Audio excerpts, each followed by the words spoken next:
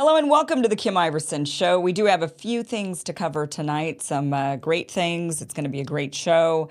A major Supreme Court case was argued yesterday. The case is about whether or not people with domestic abuse restraining orders should still be banned from possessing guns. Now, currently the law prevents domestic abusers from possessing firearms, but this law could change that. And we'll be talking to a survivor of domestic violence who is also a big gun rights activist to get her insight. Plus, a viral video of Netanyahu is circulating. It's of him claiming it wasn't Hitler's idea to exterminate Jews, it was the Muslims. We're going to be fact-checking this and breaking down the history behind these comments, as well as looking into the proposed areas for a Jewish nation that were rejected by either the Zionists or the people already living on those lands. We're going to take like a little trip down memory lane or history lane, since most of us were not alive when all of that was going on. But first, Jim Jordan released bombshell news earlier this week that the Select Subcommittee on the Weaponization of the Federal Government have obtained documents proving the U.S. government was directly involved in the censoring of Americans on social media, and even worse, involved in actively censoring Donald Trump while he was still the sitting president of the United States. Let's go over the thread that he released on Twitter. Here it is, Jim Jordan, Representative Jim Jordan. He didn't get the House speakership role, but he's still doing his job, fighting the machine. Bombshell report on the censorship industrial complex. Hundreds of secret reports show how the Department of Homeland Security, CISA, which is CISA is the Cybersecurity and Infrastructure Security Agency. So that one is the government agency. There's also a CIS. So there's a CISA and a CIS. So you don't want to get those confused. That is what got Matt Taibbi in trouble when he was sitting in front of, when he was testifying to Congress, and they said, "You lied." And they sent him that mean letter threatening him. They said, "You lied because you said that it was this government agency that was censoring, but it wasn't. It was Center for Internet Security, which is a nonprofit, 501 nonprofit organization." So there is CIS and CISA. CIS is a nonprofit organization, Center for Internet Security. CISA is Cybersecurity and Infrastructure Security Agency, which is a government agency. Okay, so he's saying hundreds of secret reports show how the Department of Homeland Security, CISA, and the GEC, which is the State Department, Stanford, and others worked together to censor Americans before the 2020 election, including true information, jokes, and opinions. Now, this particular censoring has to do with election claims. So if anybody was claiming that the elections were stolen or rigged, or that there was suspicious activity, or that there was issues with the mail-in votes, or whatever it might be regarding the election, this is what they're talking about having been censored. There was a lot of COVID voices who were censored. We saw that. That case is now the Missouri versus Biden administration. That one is headed to the Supreme Court, and that one involves Drs. Jay Bhattacharya, Dr. Aaron Kheriaty, and Dr. Martin Kulldorff, amongst others. That one is a different case. That one is about COVID censorship. This one is about election censorship. So he goes on to say the federal government, disinformation experts at universities, big tech, and others worked together through the Election Integrity Partnership to monitor and censor Americans' speech. So the Election Integrity Partnership was an agency that was formed. It was put together by Stanford and I want to say the University of Washington. And they were the ones who were supposed to be, Center for, University of Washington and Stanford University put this together. And they were saying, well, we just want to, make sure that our elections are free and free from sort of influence. So they were doing the Election Integrity Partnership. But this is where Jim Jordan says, no, the bombshell was found that this organization was actually created and directed by the U.S. government. So he says the federal government, disinformation experts at universities, big tech, and others work together through the Election Integrity Partnership to monitor and censor American speech. Now, according to one EIP, so EIP is the Election Integrity Partnership, that's Stanford University of Washington organization. One EIP member said that the EIP was created at the request of CISA. CISA being the government agency. So it was created, the government was like, hey, we can't censor and do this on our own, but you can. So why don't you create something? And, then that's a little workaround. So showing that the EIP was created as a workaround for the government to censor Americans and monitor activity online. So he shows some emails, these emails proving that these are that this was the directive, the emails showing. So he says, so Jim goes on to say, here's how it worked. EIP stakeholders, including the federal government, give me a second here. My EIP stakeholders, including the federal government, would submit misinformation reports. So the stakeholders are the people who are involved in the EIP, and they would then submit these reports. This is what we think is misinformation. So they would maybe peruse the internet, and they'd look at Twitter, and they'd read your threads on Twitter, and they'd get all mad, and then they'd say, hey, I think this is misinformation. They would submit it. And this included federal government agency workers. So the EIP would then analyze the report and find similar content across platforms. Then the EIP would submit the report to big tech, often with the recommendation on how to censor. So the government would say, we don't like this thread, or we don't like what this person's saying on Twitter. Then the EIP would say, let's take a look. And they would look at that thread or post or whatever, and then they would look at a bunch of other stuff on social media. Maybe they would look for similar content, see how viral is this idea, who's spreading this idea, where did it come from, right? So they would look at that, and then they would say to big tech, then EIP, not the government, would then go over to big tech and say, we found this misinformation coming from Donald Trump, President Donald Trump, and here's our recommendation of what you should do about that misinformation.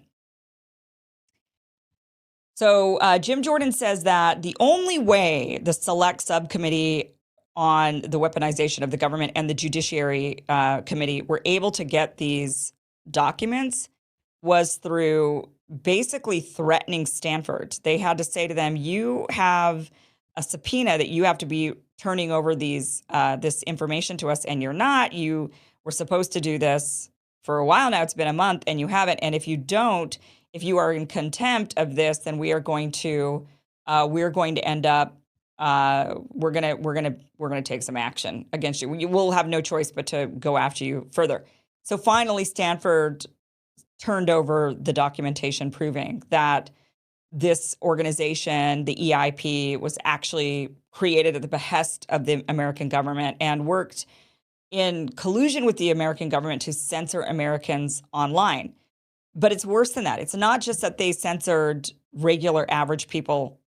They censored duly elected politicians, people who were elected by the people, and they were censored. That included the sitting president of the United States at the time, which raises a lot of questions. The fact that this was done under the Trump administration while Trump was president, and yet he was the target of a lot of this censorship regime, really raises the question of who's really truly in charge of our government. Are we the people in charge of the government, or is there a deep state? It does bring up and lean evidence towards there's a deep state.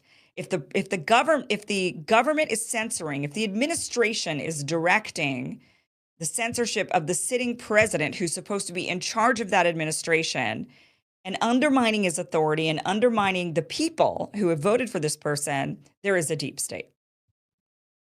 Who's running that deep state? Who are these actors that believe that they could subvert American democracy and silence and censor a duly elected leader? That is something that needs to be investigated. What is crazy about this is that's not being investigated.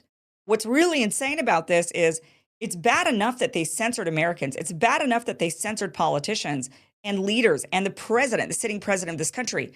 What's also bad is that they're not even investigating the who. Who were the people who directed the censorship? That is what we need to find out, and those people need to be held accountable. They cannot be subverting American democracy or an administration they're supposed to be working for as non-biased, non-political government bureaucrats. So the people targeted, according to this list, was Donald Trump while he was sitting president, Senator Tom Tillis. So they went after senators, Newt Gingrich, Governor Mike Huckabee. They went after Marjorie Taylor Greene, Sean Hannity. They went after Charlie Kirk, Candace Owens, Jack Posobiec. They went after The Babylon Bee, which is a satire, news organization. They went after satire. Can't even make a joke. And it didn't stop there. They also went after Newsmax, which is a news organization. They went after James O'Keefe when he was with Project Veritas. What speech was targeted for censorship? Jim Jordan says true information, jokes, and political opinions. Here's a few examples. There's this one from Donald Trump. Georgia counties using same software as Michigan counties also encounter glitch. So he was sharing a Breitbart article, and then he says, what a total mess this election has been. So he put election in quotes and said that there's a glitch in the software, and he shares this, and this is true information, and yet Donald Trump was censored for that. Tom Tillis, Senator Tom Tillis, thank you for this historic victory, North Carolina. Looking forward to 6 more years of fighting for you and your family in the U.S. Senate. Why in the world would that be censored? Harmeet Dillon, she is an attorney. She says, polling is going smoothly in many parts of Pennsylvania, according to my colleagues, have spoken to multiple lawyers there, but Philadelphia has rampant problems. In the Democrat A.G. Shapiro, who's on the ballot, giving them cover. We're documenting and handling this. Vote. Few more examples. Newt Gingrich. Pennsylvania Democrats are methodically changing the rules so they can steal the election. It's amazingly open, dishonest, ruthless, and will work unless the state, especially Philadelphia, is flooded with law enforcement. Governor Mike Huckabee said, stood in the rain for an hour to early vote today. When I got home, I filled in my stack of mail-in ballots and then voted the ballots of my deceased parents and grandparents. They vote just like me. So clearly he was making a joke, but he was basically saying if you could just mail in, I mean, he's making a point, and that is that if you could just mail in ballots, then you could just fill them out for anybody and send them in. Jim Jordan goes on to say, who did we miss? Did you have a social media post that was targeted by the EIP? So if you did, maybe contact him. Says it's clear why Stanford produced these after judiciary GOP and the weaponization threatened contempt. This was part of the letter that he sent. The committee's subpoena imposes legal obligations to comply and produce responsive materials. Thus, your client's refusal to produce documents responsive to the committee's subpoena 4 weeks after the subpoena return date is highly concerning. Accordingly, the committee expects the SIO will complete its production of responsive documents in full by no later than Wednesday, June 14th, 2023 at 5 p.m. If Stanford fails to comply in full with the subpoena's demands, the committee may be forced to consider the use of one or more enforcement mechanisms. Thank you for your client's attention to this matter. So it took them being threatened before they finally gave up some of this information. And he has put this all in a report that anybody can get to. We will put that link down below for you. There is, but it is the weaponization of disinformation, pseudo experts and bureaucrats, how the federal government partnered with universities to censor Americans' political speech. And this is, again, very frightening. It's frightening that this was done, and it was done. Who are these people who are running the government, who are undermining duly elected officials, going to social media and saying, we want this censored, we think this is misinformation? Who are these people? They should not be working in the government. We need to be finding them, and we need to be rooting out this sort of deep state, which is probably a bunch of, a variety. And when you use that term, it's what does that mean exactly? There's probably a lot of powerful forces at play in the deep state, but there's also just average people working as average bureaucrats in Washington who think that they're doing what's best for the country. They view themselves as patriots.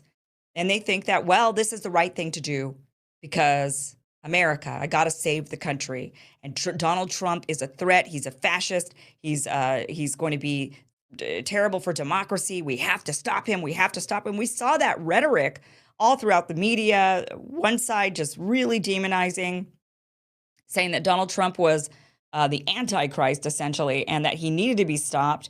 And they would go to there would be no stopping them from the lengths that they would go to stop Donald Trump. And that included censoring a sitting president. So we really need to be investigating this and looking into this more. I hope that this doesn't stay political. A lot of times, when Congress gets involved and they're the ones doing these investigations, a lot of times nothing happens unless it's bipartisan.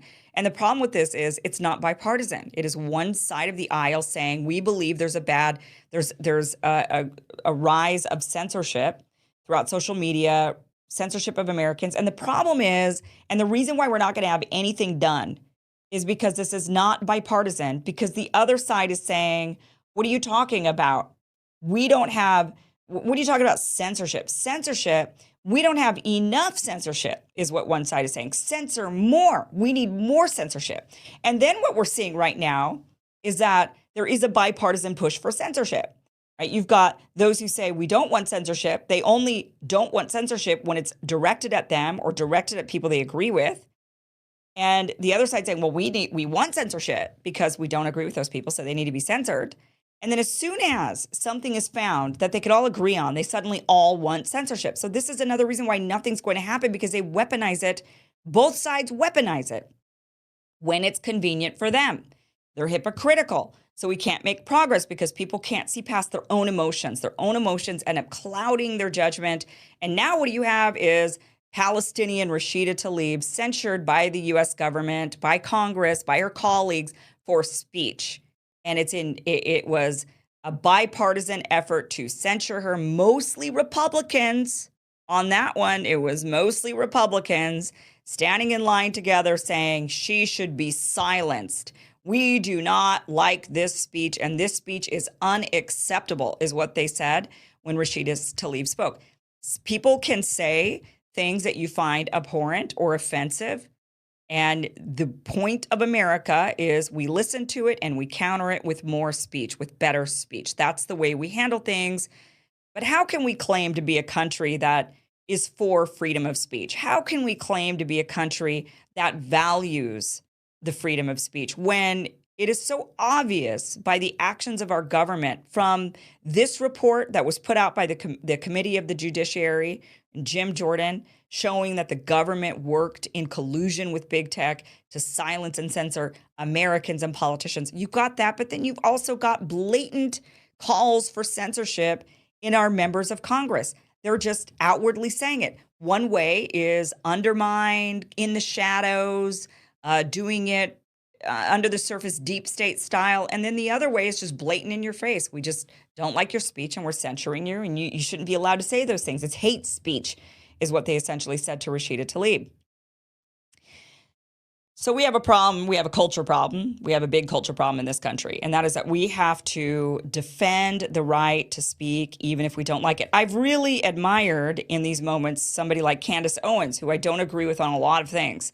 Candace and I do not agree, but we agree on this. And Candace has been a fierce fighter lately for true free speech. She says, I don't like what they're saying, but I'm not going to ruin their lives. I'm not going to go after them and try to make it to where they can never work again, make it to where their speech is silenced, make it to where they have to pay consequences for the rest of their lives for saying something that they probably will regret in 10 years. How many people regretted the things they said 10 years ago, or their minds changed, or they evolved?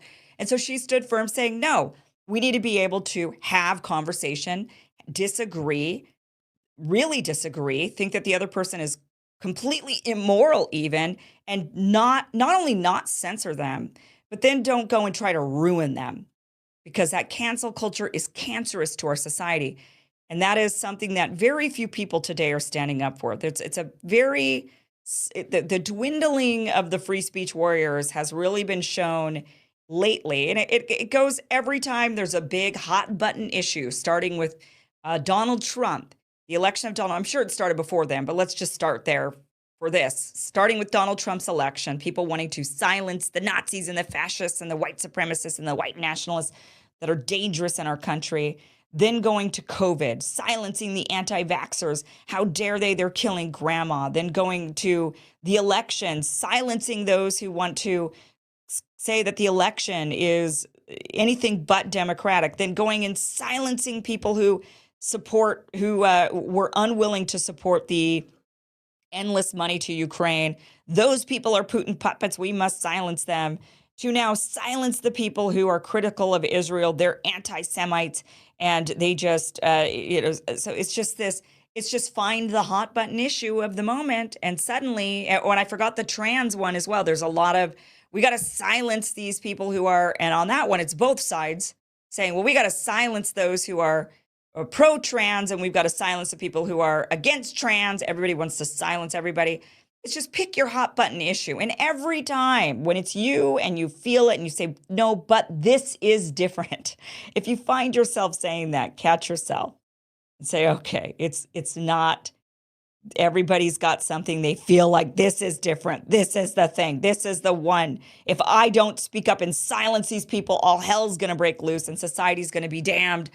And we're all going to go down in a fiery ball towards hell or something. It's insanity, and we have to remain principled in moments like these. And that is when we're really, truly tested. We're tested when we feel emotionally so strongly about something, and we just really feel we're in the face of evil. That is really when it comes out. It's when you think you're staring evil in the face. It's not just somebody you disagree with. It's not just somebody you just think that their ideas are bad and potentially dangerous if they were enacted. It's somebody you think is evil. And when you're staring down the face of evil, that is when that is when you're true. That is when the truth comes out on, do you stand for free speech or do you not? Because if you're staring evil in the face and you say, okay, this is different, this needs to be silenced, then, okay, everybody's got their thing. Most people have got their thing. We try not to have that thing and catch ourselves. I certainly try, and it's difficult. It's difficult to do. Sometimes we have those moments where we're like, this is the thing. But we have to remember it's rarely ever the thing. And the thing that does work, what we do know works, is more speech, better speech, and convincing people. Convince them. Don't silence them. Don't hide. That just makes things worse. You're going to exacerbate the problem. Instead, talk it out. Listen. Hash it out. And probably through that, you're going to come to some actual agreement. It's like the old saying, you attract more honey with, what is it? You attract, you know what I mean, right? The attraction, the honey and the vinegar. I don't remember the phrase, but you get it, right? You get it. All right, guys, we will put that link to that report down below, and you could check it out and read it for yourself and be shocked about the censorship industrial complex and how it is just really just continued on. All right, we are going to move on. This is actually a resurfaced video clip of Netanyahu from 2015. It is now trending on social media, but like many viral clips, it's missing context, and I'm going to explain that, but first, here's the clip. Hitler didn't want to exterminate the Jews at the time. He wanted to expel the Jews. And Haj Amin al-Husseini went to Hitler and said, if you expel them, they'll all come here.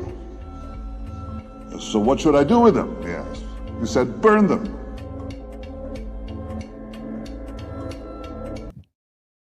Okay. Time magazine and the Times of Israel covered this back in 2015 when this clip originated and concluded that Netanyahu was using this conversation out of context, that's not what was said, and I'll tell you exactly where he got that idea, but he was using this conversation out of context, and that his goal in doing so was to argue that Palestinians aren't really upset over the occupation and the brutal treatment by the Israelis. They just hate Jews. That's what he was trying to argue. It's not us that's causing the Palestinians. We're not doing anything to the Palestinians to cause them to rise up and hate us and react in violence. They just hate Jews. They're just anti-Semites. That's what he was trying to prove. So where did Netanyahu get this idea? This was never said in this conversation. The Grand Mufti of Jerusalem was the Palestinian Muslim who was in charge of the Islamic holy sites in Jerusalem at the time when it was under the British mandate. And this conversation between Hitler and the Grand Mufti happened in 1941. So the Ottoman Empire had control over the region for a while until World War I, when they were defeated and the British ended up getting all of this land from the Ottomans, and the British were in control. So the British had control over Transjordan, Palestine, and Mesopotamia after World War I, essentially. So all of these Arabs that were living in these areas had been under Ottoman control, and then they were under British control. And what they wanted was their own independence. That's what they were angling for. So Netanyahu first got this idea that the Grand Mufti said, well, burn them. That Hitler was like, well, I just want to expel them. And the Mufti said, no, burn them. He got this idea after World War II when one of the SS men responsible for the execution of the final solution was during the Nuremberg trial. He had made this claim that it was al-Husseini who had recommended the killing of Jews to Hitler and the Nazi leaders. Now, this was greatly contested at the time. Many other people, including Germany, has come out and said that is absolutely false. That did not happen. We have a record of what that conversation was, and that this SS leader was just trying to defect blame. He was just trying to say, oh, it wasn't Germany. It was the Muslims. It was them. They were the ones who wanted to do it. That is where Netanyahu got that idea. However, the conversation between the Grand Mufti and Hitler was actually documented and recorded. People know what was said. So let's go over what was actually said during that meeting. But first, before we get to the actual meeting and what was said, I want to give you a little bit of background info of what was happening at the time. So again, the British at this time were controlling Transjordan, Palestine, and Mesopotamia. So they had, which is now modern day Iraq, Syria, Lebanon, Palestine. And it kind of bled into some other areas, but the British had control over these areas. Now, during the Zionist movement to create the land of Israel inside of Palestine started in the late 1800s. That's when the modern day Zionist movement started. There were previous Zionist aspirations prior to the current and most, and it's been the most successful in modern times, this current Zionist movement, modern day Zionism, that started in the late 1800s. And it started off with just Theodor Herzl, who was an Austrian Jew that wanted to create a home for Jews someplace. And there were actually a few different places that were proposed, and we're going to get into some of the places that were proposed rather than it landing where it landed, where it is today. But we had a very difficult time actually getting, when he decided and ended up with, well, we're going to do it in the homeland, we're going to do it in Palestine. Now, Theodor Herzl was not a religious Jew at all. In fact, he was very much against the religion, and you can actually watch the interview that I did with Rabbi Shapiro. That was a couple of weeks ago. If you just search for that, you can watch that. And he is a historian on the movement, a historian on Judaism as a religion, obviously as a rabbi, but he also really is one of the foremost experts on Zionism in the movement. And he said that the founders of Zionism did not like Judaism at all. They wanted to actually get rid of the religion, and they wanted Jews to be more viewed as an ethnic group and not as a religious group.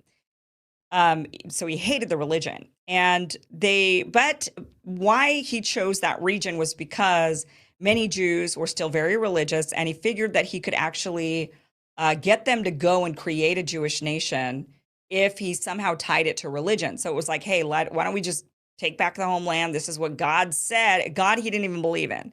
So he says, God says this is the land. So this could get more people to actually go for religious reasons. His only goal was to create a Jewish nation. The only way you can create a Jewish nation is you need people, and you need lots of people if you're going to be doing this. If it's going to be a powerful big nation, you need a lot of people. So he knew that he had a lot of different motivating factors. Some of the motivating factors that Herzl talked about was war and fear. People would be motivated by fear, by persecution to go. That was one of the reasons he started the movement, was because the persecution of the Jews in the European world, including Russia. And so he knew fear would be a factor. He also thought religion would be a factor. People would go because they just wanted to religiously be closer to their homeland. A return to the homeland would be a factor. Kind of a romantic idea would be a factor. So he had a lot of different ways that he thought that he could motivate people to actually populate the area. He ended up dying. The movement went on. During the movement, there was a period of time when the Zionists were looking for anybody and everybody who would help them. They didn't care. They had no real loyalty to anybody but their movement, their idea. You've got to be, when you think about the type of person who decides to create a nation from nowhere, you've got to be a serious person, right? You've got to be seriously committed to this cause. Most people would give up. This is going to be difficult. It's going to be bloody. So most people give up. Most people are not natural explorers and colonizers, right? Not very many people would get on the ship, and it's a different bunch. It's a different mentality. Even just today, the people that leave their countries, that go and try to immigrate to a new country in a place where they don't know the people, they don't know the language. It takes a certain type of personality to decide to leave the comfort of your home and leave the comfort of familiarity and go and do something like that. So keep that in mind. So it's an extra layer of, of an interesting personality if you're like, I'm just going to create a nation from nothing. Okay, so that's you have to be pretty extreme in your mind in order to do something like that. So the people who continued on the Zionist movement were very extreme, and they were willing to really partner with anybody in order to accomplish their goals. And they actually, in the early, right after World War I, and during that time, they worked with the British. They went to the British and said, now that you guys have the land, we want a part of this for ourselves. And the British, at the behest of, they were lobbied by a lot of powerful people with a lot of money, including the Rothschilds. And they said, oh, okay, well, we're going to go ahead and put a land for Jews inside of Palestine. They did not say Palestine would be the home for the Jews. They just said, we'll put it inside of Palestine. We'll agree to that. That was something that in the Zionist movement, they had already started moving people over to that land. They were working with the Ottomans at the time, bringing Jews over. And when the Ottoman Empire fell, then the Zionists said, well, we better go talk to the British because now they're in charge. So then they went over to the British and they started talking to them more. And the British said, okay, you've been doing this for a couple of 30 years at that point. You've been immigrating people in. It's going slow. We get it. But yeah, we'll go ahead and we'll allow you to keep immigrating people over and whatnot. Until the British, and this is an important part because this is a theme that continues to reoccur. The British then said, we will go ahead and give you a home inside of Palestine. They wrote this up, they declared it. And the Arabs in the region said, what? You're going to do what? We have been wanting independence. This is our home. We're already here. There's not very many of them. We want independence. Don't give our land away to a group of foreigners who are coming in from Europe. And the British saw that the Arabs were very uncomfortable with this, and they said, oh, gee. A few years later, the British said, okay, we change our mind. This is not a good idea. The Arabs are not happy. They do not want you there. They don't want a bunch of immigrants flooding their borders, and this is just a bad idea. So the British actually backtracked on the idea of creating a Jewish nation inside Palestine. This obviously really upset the Zionists. So after a period of time, when Germany started rising up and there was clearly animosity between the Germans and the Brits, and the writing was on the wall, the Zionists went to Germany and they worked with the Nazi government. And they went to them and they said, hey, so we have a common enemy, the British. You don't like the British. We don't like the British. The British are against us. They won't let us realize our dreams. You don't like the British for your own reasons. Let's work together. And we have another common goal, which is you don't like the Jews. The Jews are causing you a problem. There's a Jewish question all throughout Europe. We have a solution, and that is we're trying to get all the Jews to come live in our land that we want to create a nation. Germany said, okay, I guess that works. You'll be on our side. We'll solve our problem. You won't like the British. You're going to fight against the British, and we will immigrate the Jews over to Palestine. So the Nazis and the Zionists actually collaborated because they had a shared goal of expelling Jews and a shared common enemy, which is they didn't like the British. One of the collaborations, there's many collaborations, but I'm going to point to two of them specifically. One of them was the Havara Agreement. And this was a major factor in making possible the migration of about 60,000 German Jews to Palestine between 1933 and 1939.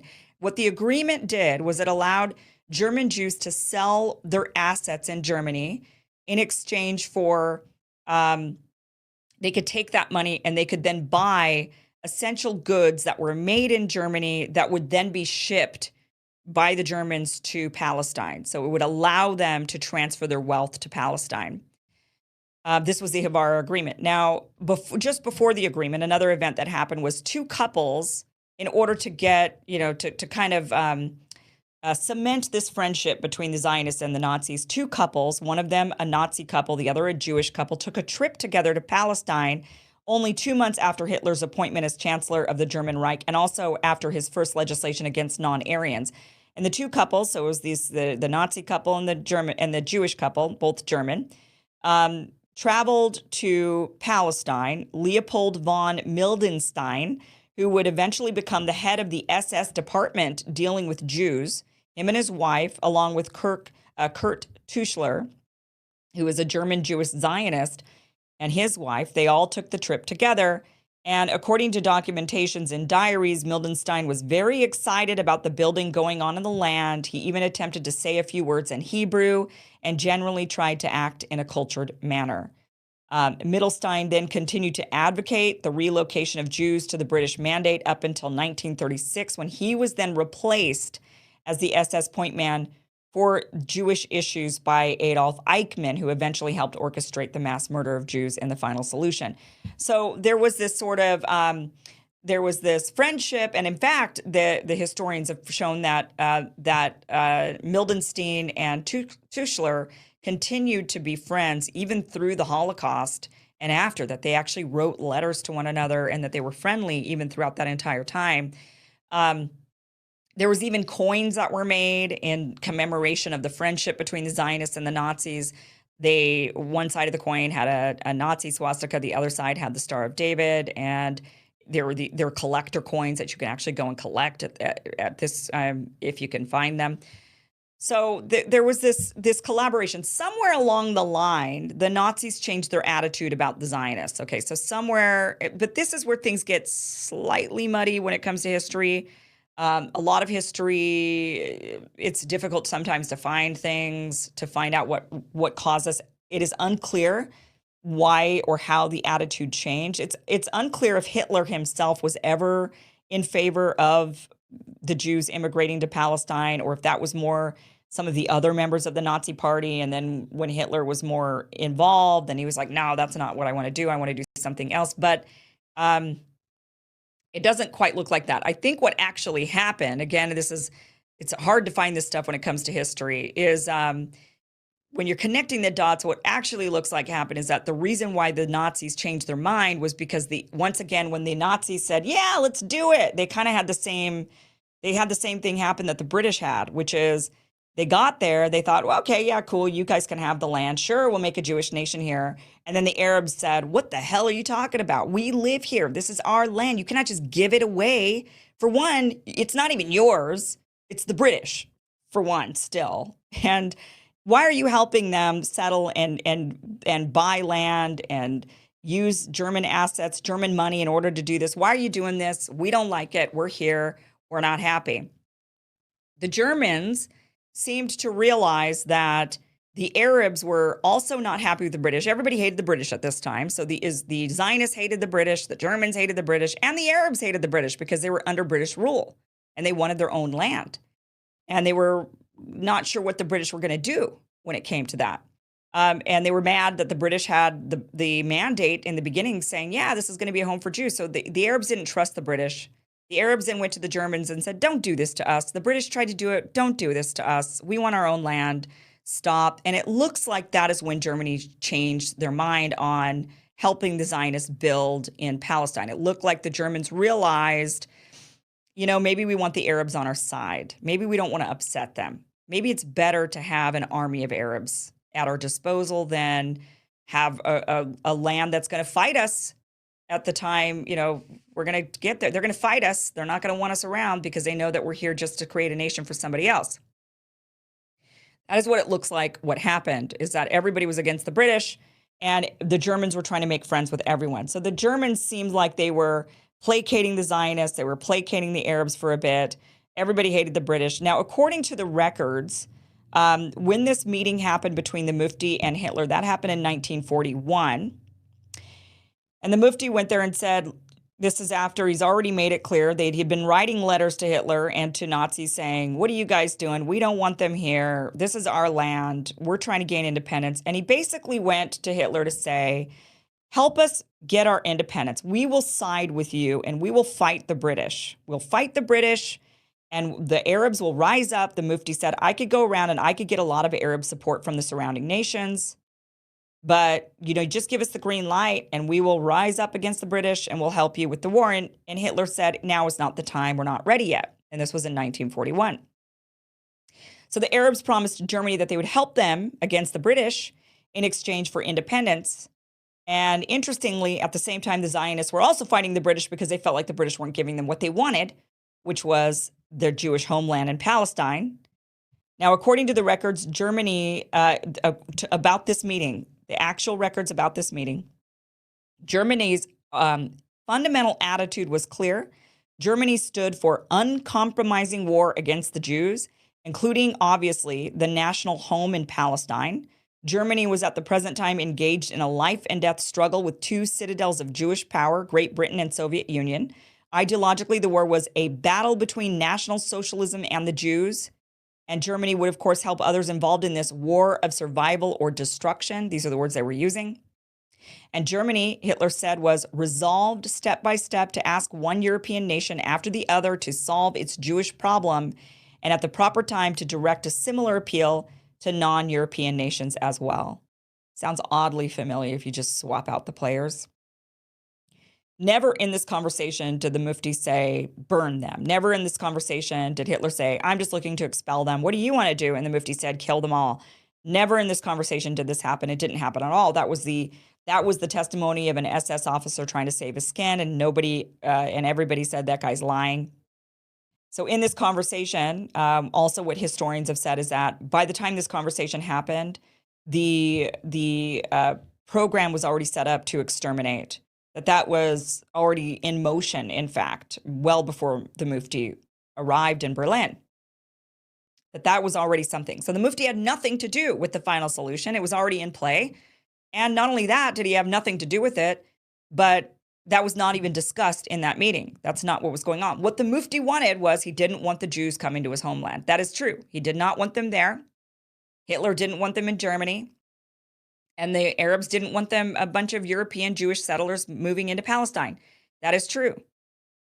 Again, when you look at this testimony, according to the records, Germany's fundamental attitude was Germany stood for uncompromising war against the Jews. We hear that now. Uncompromising war against Hamas, including the national home in Palestine. They were against they were against that idea of a national home inside of Palestine. We hear that from the Likud party of Netanyahu. We're against the national home for Palestine inside of Israel, saying that ideologically the war was a battle between National Socialism and the Jews, and that Germany would, of course, help others because this was a war of survival or destruction.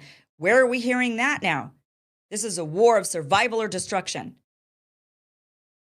Sounds oddly familiar. And then Hitler going and saying that he would go to European nation after European nation to solve its Jewish problem. And at the proper time, he would then go to and appeal to non-European nations as well. What does that sound like? Going to Arab nation after Arab nation after Arab nation saying, help us with our Palestinian problem. And then if the Arab nations won't take them, maybe somebody else will. At that time, nobody wanted the Jews. We hear this argument now, happening now. We hear people saying nobody wants those Palestinians. Something must be wrong with them if their fellow Arab nations won't take them.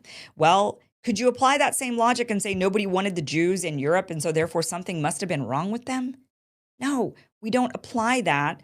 So why would you then apply it to another group of people? You only do that if you don't view them as human beings. You only do that to a group of people if you think, well, these are human animals. These are not human beings. There were many other proposed areas for a creation of a Jewish nation. I want to go over some of those regions before we get to our guests. We're just going to kind of quickly go over this. But Israel, where it is today, was, again, there was a lot of motivating factors as to why the Zionists, who were not religious at all and didn't give two shits about God or religion, chose the religious homeland.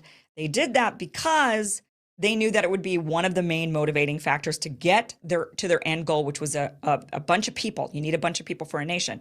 But there are many other areas that were proposed for the creation of a Jewish nation. Some of them were, for example, really early on. This is actually before the modern Zionist movement. Was Ararat City, and this is in This is in northern New York, upstate New York, where it is believed to be the site of Noah's Ark. It is where Noah's Ark apparently ended up, is what people believe. And so this island there was thought to be where a homeland for Jews could be created. That was rejected, unsure why. In the modern Zionist movement, one that was proposed to Theodore Herzl's Zionist group in 1903 was to take some of what would be modern day Kenya. It was the Uganda scheme, is what they called it. And it would be Kenya and Uganda, and that they would settle the Jews in this area right there. And this was brought up to the World Zionist Organization's 6th Zionist Congress that they had gotten together. And it wasn't, people weren't super thrilled about this. 3 men actually went on a delegation to check it out to see, okay, can we put the home of Jews right here in the middle of Africa? And they went to inspect the area. They said that the high elevation gave it a nice temperate climate, making it suitable for European settlement. And it looks beautiful. It looks like a great place to land. But the observers said that what they found when they got there was a dangerous land filled with lions and other creatures. And they were like, what the hell? We're going to have to outrun lions. We're going to have to no, we're not going to do that. And also, it was populated by a large number of Maasai people, which is one of what you're seeing right there on the screen, who did not seem at all amenable to an influx of people coming from Europe. So they didn't want a bunch of Europeans come into their land either, just like the Arabs didn't want a bunch of Europeans come into their land. And so the idea was rejected. They were like, these people don't like us, and there's lions, so we're out of here. There was also an idea to put a Jewish homeland inside of Russia. This was like an oblast. This was a Stalin plan. Stalin actually had a national policy where national groups that formed the Soviet Union could receive a territory in which to pursue cultural autonomy in the socialist framework. So there were actually some ideas to put it in Crimea, what is modern day Crimea, but that was rejected by the Russians and the Ukrainians because they said that this would. Again, they were like, this would be antagonizing to the non-Jews living in those regions. We can't put a Jewish nation there and make the area Jewish when these people are not Jewish that are there already. But this idea was rejected to put the oblast all the way on the eastern side of Russia because it's like a swamp land, and the settlers would have to rebuild their lives from scratch. It was just like an inhospitable climate, and they said that also. A lot of the Jews said, you just want to stick us here because it sucks. This area sucks. You want us as far away as possible, and this land is terrible. And that's the only reason why you're sticking us here. There was an idea, it was kind of floated around to put Jewish refugees in Japan. It was called the Fugu Plan. There's really no evidence that this was a genuine plan, but that is what they were talking about. Shanghai apparently... My producer said that was one of the spots too, but I don't see that on the list. So I'm going to skip that one for now. So just ignore that picture. Madagascar was another one that was suggested. Madagascar, is an island out off the coast of Africa. Said that the Third Reich government, this was actually Nazis. The Nazi Germany said, hey, you know what? Why don't we stick them? So this was, they decided on this in the early 40s because you got the Arabs were lobbying the Germans saying, we don't want them over here in Palestine. The Germans were like, well, then where are we going to take them? It was such a good idea. It was such a good idea that we could just send them off to some other homeland. Well, you don't want them. Where can we put them? Hey, Madagascar. And so they proposed Madagascar.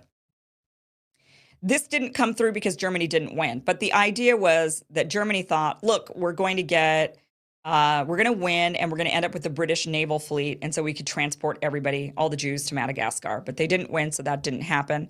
There was also an idea to put the Jewish homeland. Italy said, well, we got a solution. Part of the fascist Italian government said, we got a solution. We'll stick them in what is now Ethiopia. There's a lot of Jews already there, they said. So why don't we give them the homeland in Ethiopia? And the Jews there won't say no to them because they're also Jews.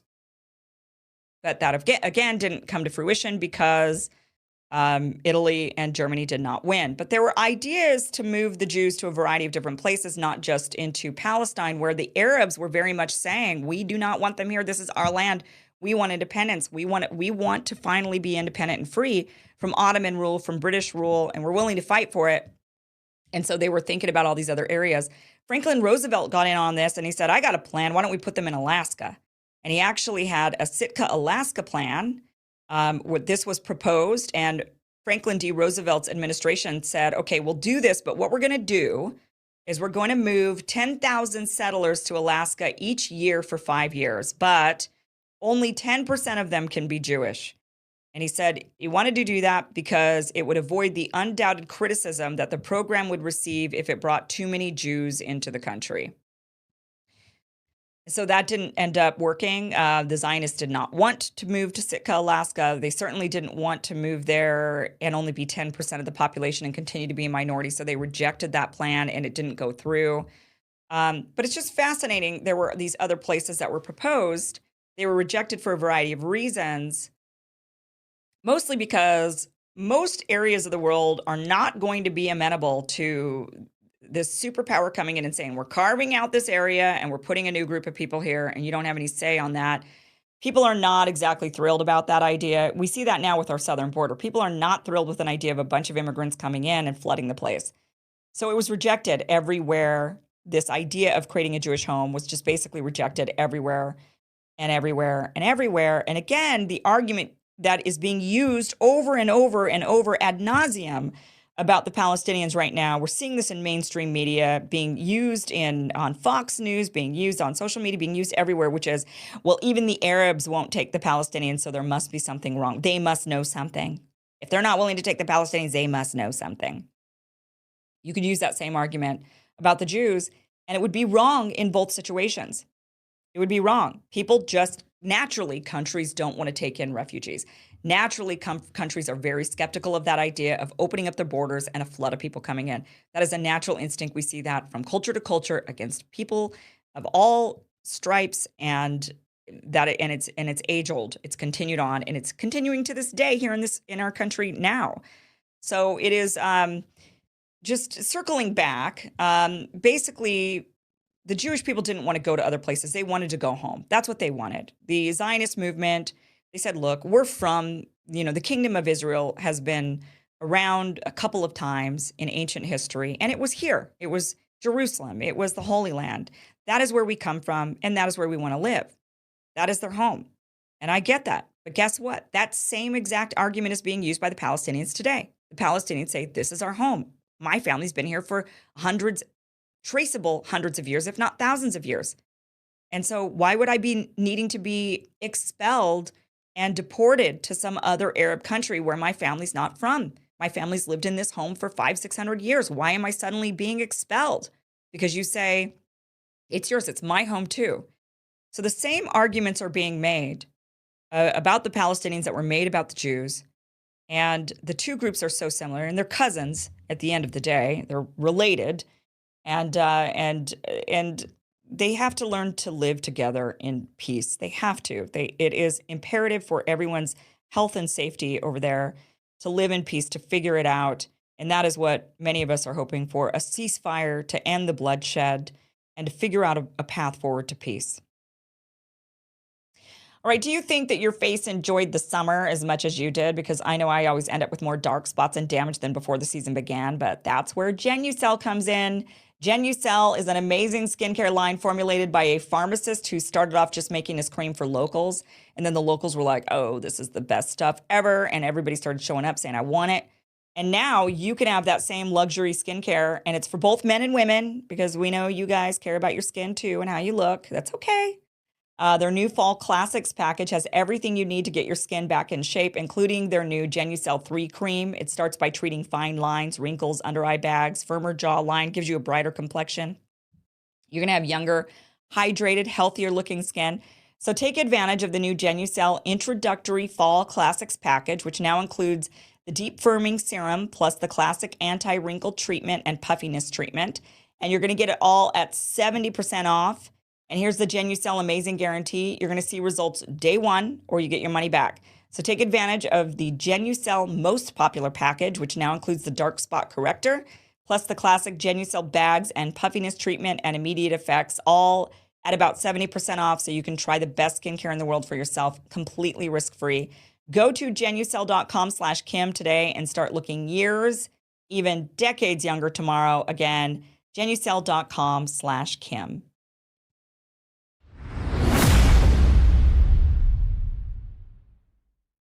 Well, the Supreme Court heard oral arguments yesterday for a case that should be making national headlines everywhere. The case challenges a federal law that makes it a felony to possess a gun while under a domestic violence protective order. And the man at the center of the case, Zackey Rahimi, is someone who shouldn't own a gun. No one wants him to own a gun, and even he says he's no longer ever going to own a gun. In 2019, he assaulted his girlfriend and then shot at a person who witnessed the attack. A few months later, in a fit of road rage, he shot at another driver. In 2020, he threatened a woman with a gun. And in 2021, he fired his gun when his friend's credit card was declined. So this guy is dangerous and he shouldn't own a gun. Nonetheless, his case is now going to determine the future of the federal ban. If this case succeeds, courts will no longer be able to prevent domestic abusers from possessing firearms. Now, this has set off major alarm bells for those in support of restrictions on guns in hopes that restricting guns would lessen gun violence. There is majority support for banning domestic abusers from possessing firearms. Polls show that over 80% of the population supports the ban. Not only this, but according to Johns Hopkins research, a woman is 5 times more likely to die from domestic abuse if a gun is involved. Now, of course, gun rights groups like the National Rifle Association and the Second Amendment Foundation have come out in support of reversing the law, but others who seem more unlikely have as well. Carrie Sloan is a domestic violence survivor who wrote an op-ed that appeared in the Wall Street Journal on Monday titled, "How to Handle Domestic Violence and Gun Rights. It's unjust to deny constitutional rights without a trial." Carrie is the director of education for the Crime Prevention Research Center and president of the nonprofit organization We the Female, and she's with us now. Carrie, welcome to the show. Thanks for being here. Thank you for having me.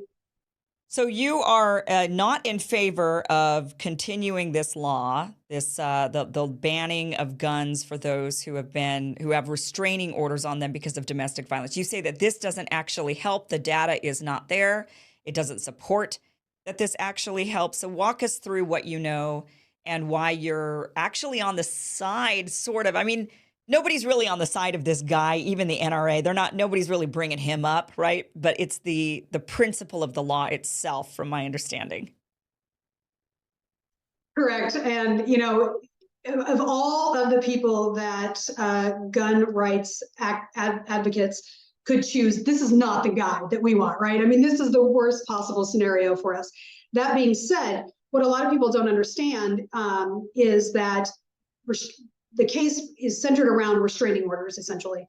And there's obviously some technical stuff to it, but in short, if the Supreme Court rules in favor of Rahimi, it will mean, as you said, that domestic violence offenders that are convicted will be able to own firearms again. And I do support that. And the reason I support that, which is obviously, as I'm sure that you know, very controversial attitude as a domestic violence survivor, is multifaceted. First and foremost, when I went through my whole ordeal, and I sat in front of a female prosecutor, she dropped my abuser's felony charges to a misdemeanor as I sat with broken teeth. I hadn't eaten in days. I had fingerprints around my neck. And she said because she was too afraid that I wasn't going to testify. But the reality is that she wanted the easy win. So she gave him a diversion agreement. Interestingly enough, after that, after the arraignment, the cops that arrested him came to me and told me to hide, that I needed to hide. Yes, I know that's always shocking to people when they hear that. So they knew that the restraining order was in place was not going to be effective at keeping him away from me. And sure enough, it wasn't. He ended up stalking me and so on. So that, paired with the fact that the data overwhelmingly shows that restraining orders do not prevent an abuse victim from being murdered, either with or without a gun. there's really no point in having a law in place that not only is statistically, as we know, not effective, but that is really not even giving victims a sense of security. You know, I work with domestic violence victims every day, and I have yet to meet one that feels comfortable and safe after the restraining order is issued. In fact, they usually are more fearful because it's, of course, our fault that we put our abusers in jail in their minds. So therefore, Right. they're angrier when they get out, and usually it escalates violence. Right, which is why a lot of people don't want to come forward with domestic violence because they're afraid that it's just going to escalate the situation and make it worse, that the person's going to become angry and more violent. I've always, the idea of a restraining order has always been, it's just kind of like an oddity to me. Just like, oh, you're going to tell the person to stay away. They're already committing a crime. Why does just giving them a piece of paper basically saying you're not allowed to come in within a certain amount of feet of this I mean, it just doesn't make, like, if they're going to commit a crime, they're going to commit a crime. If they want to stalk you and they want to kill you, they're going to stalk you and they're going to kill you. I don't know if a restraining order does anything actually to prevent that other than just like a reprimand. It's just, hey, stay away from her, right? I mean, that doesn't, it's not like they get a tracker on them and the minute they cross that line, the cops show up realizing that they've broken the barrier, this invisible barrier. Right. Okay. So I understand that. I understand that a restraining order might be just completely useless. The gun thing, though, I agree. If they want to kill you, they're going to try to kill you. But if the data, I can understand why Johns Hopkins would have the data that it has, that you're 5 times more likely to die if they come at you with a gun. If they come at you, try to strangle you, or they try to stab you, or you have a much higher likelihood of surviving that than a gunshot wound. So is there maybe some argument to be made that they shouldn't have a gun? If they're going to try to kill you, they're going to try to kill you. If they're going to break a restraining order, they're going to do that. But if they don't have a weapon like a gun, then the harm they could do to you is potentially lessened.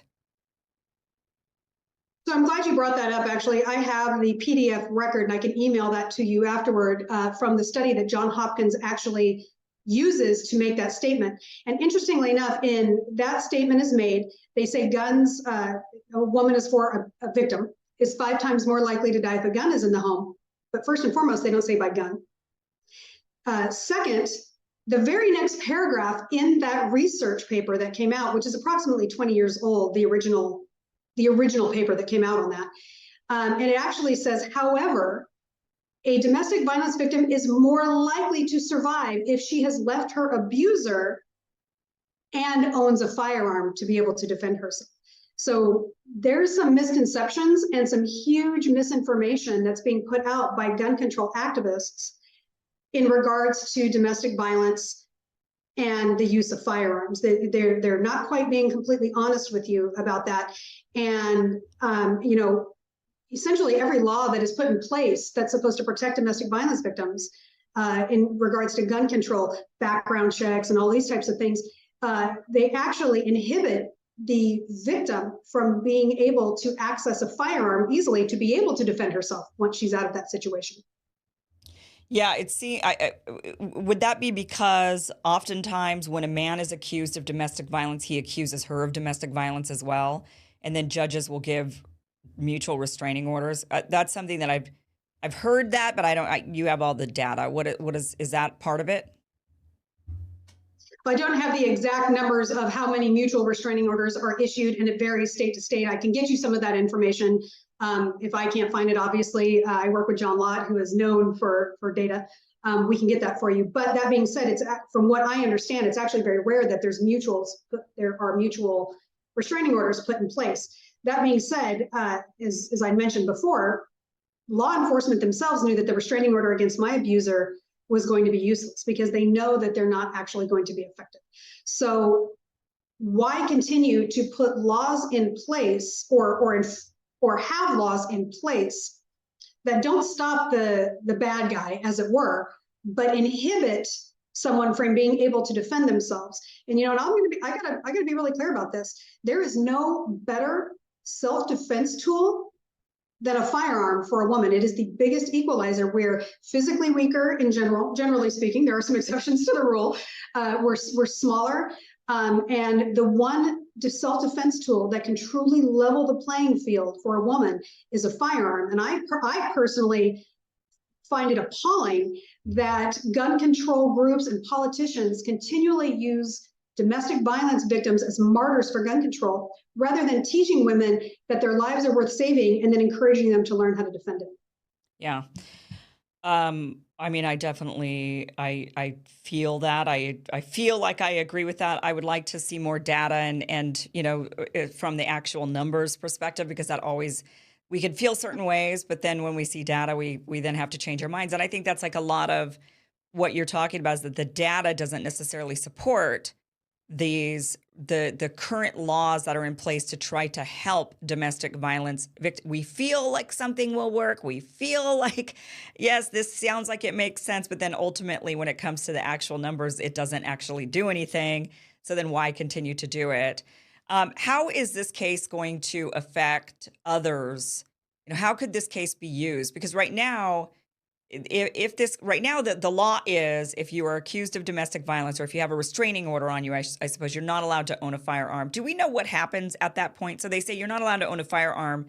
Do they then go to the house and actually confiscate the guns? Do you know what happens? It depends on the state, but typically most states, they're issued the order, then the police go to the home and seize the firearm. So first and foremost, it's a voluntary seizing, right? So are they giving all of the guns to the cops, right? That's a question that we can ask. But, you know, I think we all know, and it's very clear, obviously, in this case itself, this Rahimi case, even when their guns are seized, if somebody wants to obtain a firearm, if a criminal wants to obtain a firearm, they're going to get that firearm regardless of whether they're prohibited or not. So again, which circles right back to the cognitive dissonance, I feel like, from gun control advocates, that continuing to put these type of restrictions or maintaining these restrictions when they don't work, and not understanding that those types of laws also inhibit a victim from being able to defend herself, it's disappointing and it's frustrating, because they don't want to hear that. There's no conversation. We're never invited to the table. Yeah. With Zaki Rahimi, was he not allowed to have a gun when he committed all of these incidences from 2019, 2020, 2021, when he was shooting his gun just wildly? And pointing it around, was he allowed to have a weapon at this time? So he was actually under his domestic violence restraining order that was put in place. And here's kind of where it got a little gray, and I don't want to get in the weeds, you know, for your listeners on that. I mean, I'm happy to if you'd like, but he was never convicted of domestic violence. So this was one of the issues at the Fifth Circuit Court level, was the due process issue. He was never actually convicted. The conviction, what he pled guilty to, was actually owning firearms while under a domestic violence restraining order, which was issued under a type of red flag law, as opposed to actually a conviction of domestic violence. And so that's kind of some of the little nuances to this case that make it a little bit more convoluted. And yeah, so obviously he still obtained a firearm and was out doing these things that he shouldn't have been doing, because he shouldn't have had a gun. Right. So it didn't help. So basically, if somebody's going to do something, if they want to, then this, So what does work? You're saying that if a woman is a victim of domestic violence, she should leave and she should own a gun. She should leave. Of course, that it's not as easy as that. As a survivor, I understand that myself. I understand the deep psychological wounds and manipulations that happen. I lived them. So I understand this from a very personal space. And it is one of those things where we have to help. It's never as black and white with domestic violence as people want it to be. And what we really have to do is help domestic violence victims understand that their lives are worth defending. And then we need to teach them how to defend it. And in that respect, we need to be able to allow them to have access to that most effective self-defense tool that is available to them. And even the study that the gun control advocates, including the state's attorney, she brought it up, the 5 times more likely to die if the gun is in the home. She brought that up in the oral arguments, yet that same paragraph says a woman is more likely to survive if we can get her out of the home. So why aren't we focusing on that? More importantly, why are we not focusing on keeping these criminals in jail already? If the laws are in place, they're supposed to be kept in jail. Why are we not keeping these domestic violence offenders in jail? Why are we continually letting them out to reoffend? And furthermore, we as a country, or individual states, I should say, are putting laws in place that actually diminish the severity of punishment for domestic violence abusers. I mean, I saw it, right? They pled, my abuser got to plead down from a felony charge to a diversion agreement. In California, recently there was legislation that was presented for to stop mandatory reporting by hospitals, so that they could hope for women to get help, because then their abuser wouldn't be reported. So why are we continuing to enable abusers instead of empowering victims? You have to let them out sometime, right? I mean, you can't keep these guys in jail forever. It's not worth a life sentence. So that's, at some point they're going to get out, and then what? Whether it be right away when they shouldn't, or whether it be in 3 years, they're going to get out. Correct. And that is why we have to help women understand that the system isn't going to protect you. This person, no matter how good or bad he is still a human that has individual rights that are guaranteed under the United States Constitution. And that's very controversial for me to say as a domestic violence victim. So this is another reason why we need to help women understand that nobody is coming to protect them, or even in the best case scenario, the cops will never get there in time, so that we must help them understand that they need to embrace self-defense and learn how to protect themselves. Yeah, so this, it's an interesting argument. Until we had John Lott on the show, and now yourself, and you're both from the crime research, from the Crime Prevention Research Center. I've of course heard the arguments of more gun, the NRA or whatever, saying guns, guns is the answer. But the research is interesting, and just even supporting that more guns actually would keep people safer. It feels in a lot of ways counterintuitive, but then at the same time, when you really think about it, it doesn't seem counterintuitive. It logically makes some sense that somebody wouldn't come after you if they thought they themselves were at risk. It's easier to come after you if they think there's no real risk there. I mean, when we look at I could be wrong on this, but I think that the reason why Germany didn't invade Switzerland was because Switzerland, everybody's armed in Switzerland. It's like a heavily armed country, and Germany was like, forget it. Everybody there's got a rifle, which would be a deterrent, right, compared to an unarmed society. And I'm not a fan of an unarmed society, because I could see tyranny in government. That's exactly why we ended up with the Second Amendment to begin with. And so, of course, that logic then, like why should a society be armed, could be then that same logic could be used even on a smaller scale, which is why then a person would need to be armed against a tyrannical individual, not just a tyrannical government. Very interesting. I mean, we'll see. What do you think is going to happen with this case? You said before you got here that you felt like you were disappointed with the oral arguments on behalf of the Second Amendment activists, right? On behalf of Rahimi. So do you think, but it's a conservative court, so what do you think is going to happen?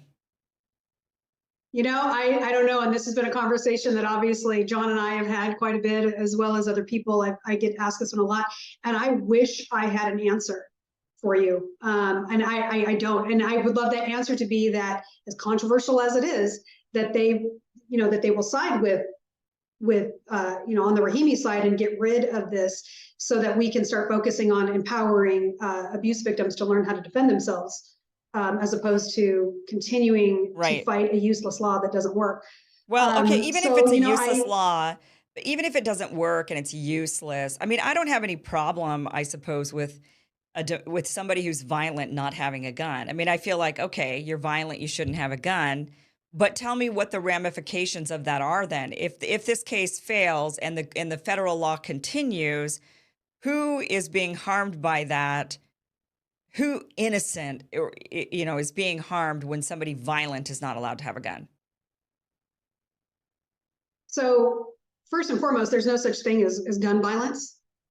My ex-husband almost killed me with his fists, and I don't see politicians and domestic violence advocates calling for more abuser or fist control, right? A weapon is a weapon, and people are going to use whatever weapons that they need. So even if a gun isn't accessible to an abuser, they're going to find a way to hurt someone or kill them if they truly want to. That being said, every single law that is typically put in place that is supposed to prevent abusers or bad guys, as it were, to have access to a gun also limits a victim or potential victim's ability to access that firearm as well. And that is the biggest concern that a lot of people don't want to see. And that's a huge component of the gun control advocacy that they don't want to hear. Red flag laws can and have been used against domestic violence victims by their abusers so that the victim is disarmed, so that he can have access to her knowing that she isn't armed. We had a woman in one of our firearms classes. I'm an instructor, and she came to take the class, and she had to leave her apartment and move with her brother and sister. And when the cops came and issued a restraining order, he said, well, I'm not going over there anymore because she's got guns now.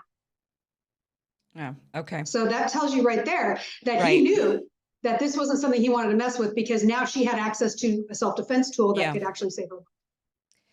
Well, I appreciate the conversation, Carrie. I'm not convinced yet. I'm pretty neutral on this particular on the Second Amendment, the gun issue. I'm more neutral. I'm definitely more pro Second Amendment personally, but the jury for me is still out on whether or not there are some measures that I think could help or not. I could go either way on this one, to be honest with you. But this is interesting, and I do think that this case will be pivotal. And I know if the Supreme Court does side with Rahimi, that will then for sure make national news. It's not making it as much right now, but this case would. At that point, they would point at the court and say, "See, this is another example of how Trump unraveled, the Supreme Court by making it ultra conservative." It'll definitely be pointed out for that. But interesting case, interesting argument you're making, Carrie. I really appreciate you being here. So Carrie Sloan, the Director of Education for the Crime Prevention Research Center and the President for the nonprofit organization We the Female. And we have those links down below to those organizations. And anything you want to send over, we will add those links down below for people to check out. So Carrie, thank you so much for being here. And thank you for having me. Have a great night.